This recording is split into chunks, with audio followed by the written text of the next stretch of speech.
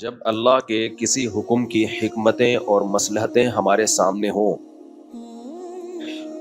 تو اس حکم پر عمل کرنا آسان ہوتا ہے، بلکہ اس حکم پر عمل کرنے میں مزہ آتا ہے۔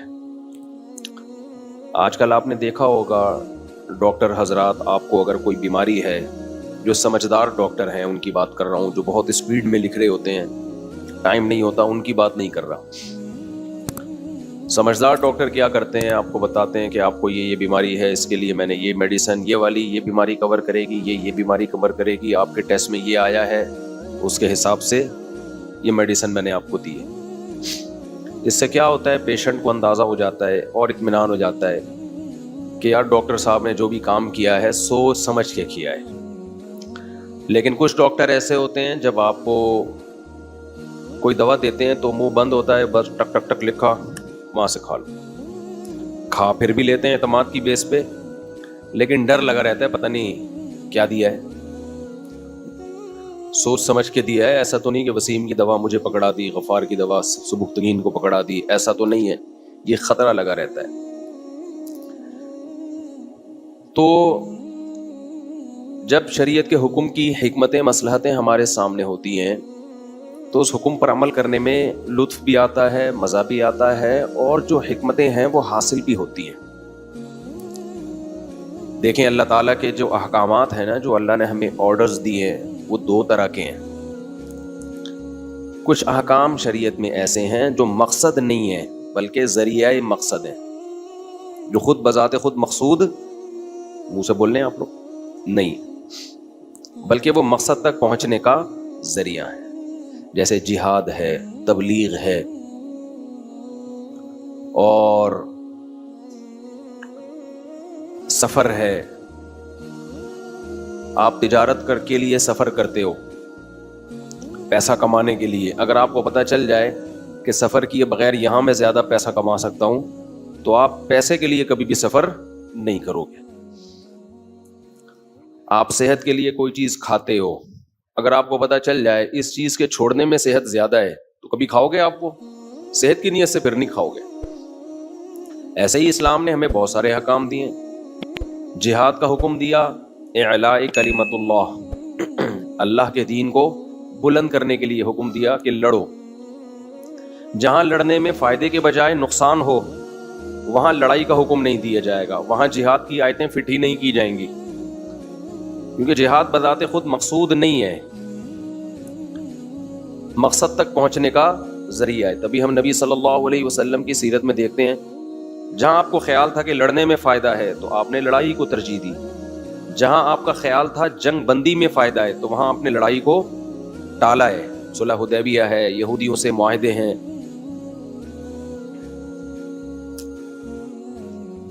تبلیغ کا بھی ایسا ہی ہے، بعض دفعہ تبلیغ بجائے فائدے کے نقصان دے رہی ہوتی ہے، سامنے والا غصے میں ہے، وہ بات سننا نہیں چاہتا، آپ اس کو مسلط ہو کے نصیحت کر رہے ہیں، وہ کلمہ کفر زبان سے نکالنے لگتا ہے، تو ایسے موقع پہ کہا جائے گا بھائی مت کرو تبلیغ۔ اب وہ کہے نہیں تبلیغ تو فرض ہے۔ بھائی تبلیغ بذات خود مقصود نہیں ہے، اس کا مقصد ہے لوگوں کو ہدایت ملے۔ جب یہی عمل ہدایت کے بجائے گمراہی کا ذریعہ بن رہا ہے تو یہ عمل تھوڑی مقصد ہے، مقصد تو کام ہے۔ ہمارے یہاں بہت ساری چیزیں کسی کام کو پیش نظر رکھ کر شروع کی جاتی ہیں، پھر کام سائڈ پہ ہو جاتا ہے، وہ ذریعہ مقصد بن جاتا ہے۔ اچھا، یہ حماقت بہت سارے لوگوں میں ہے کہ مقصد کو ہٹا کر ذریعے کو مقصد بنا لینا۔ پیسہ مقصد ہے سہولت کا، کہ آپ کی لائف کیسے گزرے؟ سہولت سے گزرے، مزے سے گزرے۔ اللہ نے آپ کو پیسہ دے دیا، آپ جہاز میں سفر کر سکتے ہو، آپ پھر بھی بس میں دھکے کھا رہے ہو، تو اس کا مطلب اوپر کی سیٹنگ کیا ہے؟ آؤٹ ہے۔ ابے تو نے پیسہ کمایا کیوں تھا؟ کھانے کے لیے، تو پھر بھی جہاز کو چھوڑ کر کس میں سفر کر رہا ہے؟ بس میں سفر کر رہا ہے۔ تو میں اکثر ایک واقعہ بیان کرتا ہوں نا، میری بائک خراب ہوئی تو ایک موٹر سائیکل والے کے پاس میں گیا، اس سے میں نے کہا بھائی بائک ٹھیک کر دو۔ وہ کھانا کھا رہا تھا، اس نے کہا کھانے کے بعد کروں گا یہ کام۔ میں نے کہا مجھے دیر ہو رہی ہے۔ اس نے کہا کسی اور سے کرا لو۔ میں نے کہا تمہارا کسٹمر تمہارے ہاتھ سے جا رہا ہے، بہت پرانی بات ہے، تمہارا کسٹمر تمہارے ہاتھ سے جا رہا ہے اور تم پھر بھی کھانے میں لگے ہوئے. اس نے کہا یہ کھانے ہی کے لیے یہ سب کچھ کر رہے ہیں, کھانا ہی چھوڑ کے یہ کرنا ہے. بات خاندانی کی تھی اس نے, اس لیے کئی سال پرانا واقعہ ہے, مجھے یاد رکھے. میں نے کہا ویل ڈن. صبح نے کہا بالکل ٹھیک. جو کنجوس مکھی چوس ہوتا ہے نا, وہ کھانا چھوڑ کے بائک ٹھیک کرنے لگ جاتا ہے, نہ کھانے کے, نہ سونے کے, نہ آرام کے. خرکار کا گدھا سنا ہے؟ گدھا کہتے ہیں خرکار کے گدھے کی طرح کام کرنا. تو ایسے ہی بعض لوگ پیسوں کی ہوس میں اتنا آگے نکل جاتے ہیں کہ وہ یہ سمجھتے ہیں کہ پیسہ بذات خود مقصود ہے. نہ کھانے کے رہتے ہیں, نہ پہننے کے رہتے ہیں, اور نہ اچھی سواری کے رہتے ہیں. آپ لوگوں نے بعض مشہور لوگوں کو دیکھا ہوگا, سادہ پجامے میں گھومتے ہیں ہمیشہ. وہ لوگ کہتے ہیں دیکھو سادگی اس کو بولتے ہیں. سادگی نہیں ہے, تمہیں الو بنا رہا ہے. یہ شو مار رہے ہوتے ہیں کہ دیکھو میں کتنا غریب ہوں. اور ہماری قوم کیا کرے, مجھے آج کل غصہ بہت آ رہا ہے. ہماری قوم بہت بے وقوف ہے, بہت معذرت کے ساتھ. ہم لوگ ان چیزوں سے بہت متاثر ہوتے ہیں کہ دیکھو فلاں کتنا سادہ ہے, سادہ پجامے میں گھومتا ہے, بالکل سادہ. چھوڑو یار, یہ کسی اور کو بیوقوف بنایا کرو. تمہارے پاس جب پیسہ ہے تو تم سوٹ ٹائی میں گھوم لو. تمہیں کس نے منع کیا ہے؟ کیوں منہ سے یہ پھوٹ رہے ہو کہ میں بہت ہی سادہ ہوں؟ بہت بڑی بے وقوف قوم ہے یار جس سے ہمارا واسطہ پڑا ہے. شاید میں بھی اس میں داخل ہوں, میں کسی کو برا نہیں کہہ رہا. بالکل کوئی مجھے لوگ بتا رہے ہوتے ہیں فلاں دیکھیں اتنے بڑے آدمی کتنے سادہ ہیں. بس سادہ نہیں ہے, بے وقوف آدمی ہے. تمہیں بھی الو بنا رہا ہے. بنا کیا رہا ہے وہ, اپنے مسجد کے ممبر پہ مناسب نہیں ہے. یار تمہیں اللہ نے, تم کیا اتنے غریب ہو تم ایسے پجامے میں؟ اور ایسے بہت سے لوگ ہیں, کوئی ایک میری مراد نہیں ہے. کچھ مذہبی لوگوں کا کام ہوتا ہے یہ سادگی کے نام پہ منجن بیچنا. کچھ لبرل سیکولر لوگوں کا کام ہوتا ہے, اللہ نے دیا ان کو پیسہ, مگر وہ ایسا اپنا لباس رکھیں گے کہ آدمی کا دل چاہتا ہے اس کو زکات دے دیں. تو ان منجنوں میں مت آیا کرو. دیکھو نارمل آدمی اللہ کو بھی محبوب ہے. جو نارمل لوگ ہوتے ہیں نا, بزرگ بھی وہی ہوتے ہیں. کبھی کسی کے گیٹ اپ پہ نہ جایا کرو کہ حضرت جی اتنے سادے ہیں, ناڑا لٹک رہا ہوتا ہے, حضرت جی کو پتہ ہی نہیں چلتا. حضرت جی کا پجامہ دیکھو, حضرت جی کی شلوار دیکھو, حضرت جی کی پتلون دیکھو کیسے سیدھے ہیں. یار اگر تیرے پاس نہیں ہے نا کھانے کو, ہمیں بتا, ہم تجھے اچھی پینٹ لا کے دے دیں گے, اچھی شرٹ لا کے دے دیں گے, میں دے دوں گا اپنے خرچے پہ انشاءاللہ. ایسے گھننے بنے ہوئے لوگ ہوتے ہیں, مشہور لوگ ہوتے ہیں, ایسے گھننے جیسے لگتا ہے کہ بیچاروں کے پاس, ہماری قوم کو ایک نمبر آدمی پسند ہی نہیں ہے, جو دل میں وہی زبان پہ. ایسے لوگ پبلک کو بولو پسند نہیں ہے.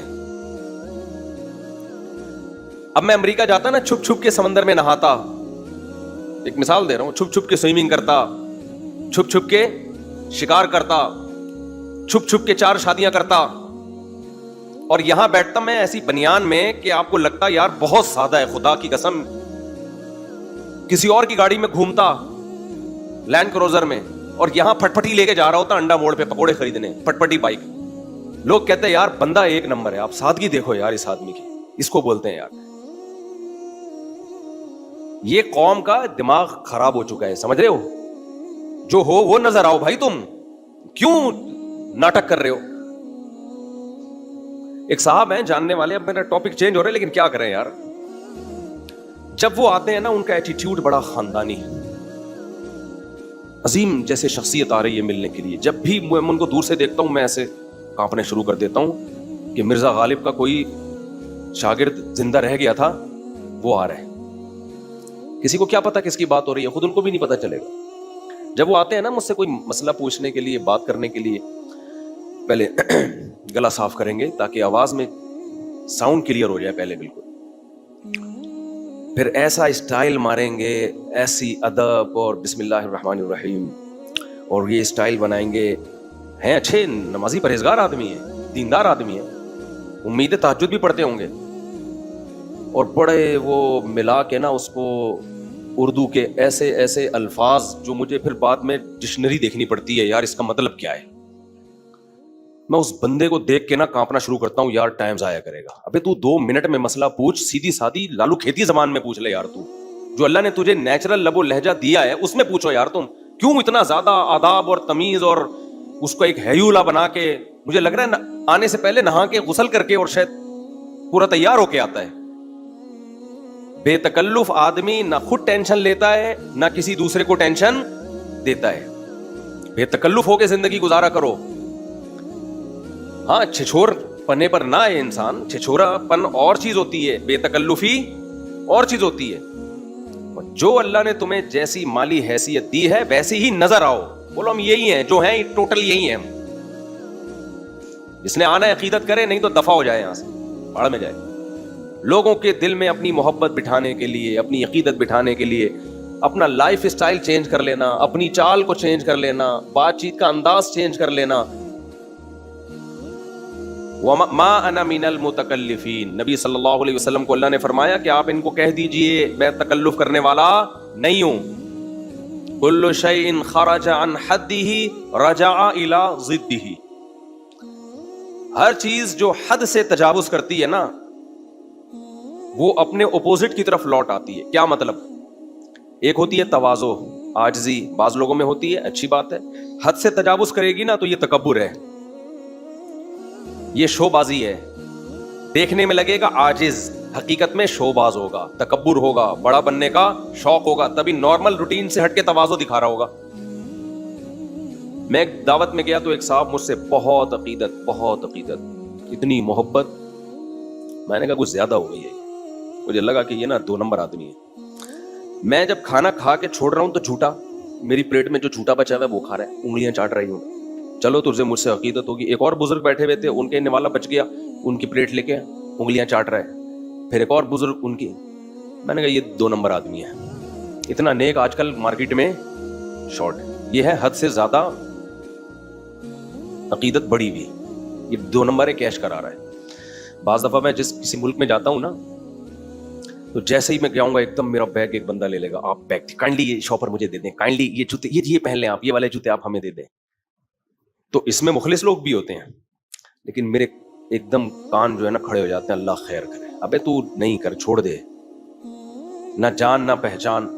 بعد میں سارے کی بات نہیں کر رہا, کسی نے آپ کو میرا بیگ کندھے میں لے کے گھومتے ہوئے دیکھا ہو, لیکن میں ہوشیار ضرور ہو جاتا ہوں. 50% چانس ہوتا ہے کہ یہ بندہ کیش کرائے گا ہمیں. نارمل رہا کرو میرے بھائی. اب بات کہاں سے کہاں چلی گئی. نارمل لوگ صحیح ہوتے ہیں. یہ جو گیٹ اپ ویٹ اپ بنا کے کچھ لوگ منجن بیچ رہے ہوتے ہیں نا, غریبوں والا گیٹ اپ بنا کے پٹ پٹی پہ گھوم رہے ہوتے ہیں کہ جی دیکھو ہمارے حضرت اتنے سادہ ہیں. اگر تم واقعی غریب ہو تو ٹھیک ہے بھائی, غریب نہیں ہو, تم خرید سکتے ہو, تو کیوں گھوم رہا ہے پٹ پٹی پہ؟ کیوں ایسا تو نے کپڑے پہنے ہوئے ہیں جو لگ رہا ہے کسی سے زکات سے لے کے تجھے پہنا دیے گئے. ایک اور بات بڑی زبردست ذہن میں آئی تھی, کھوپڑی سے ہی نکل گئی وہ بات. تو وما انا من المتکلفین, اللہ کو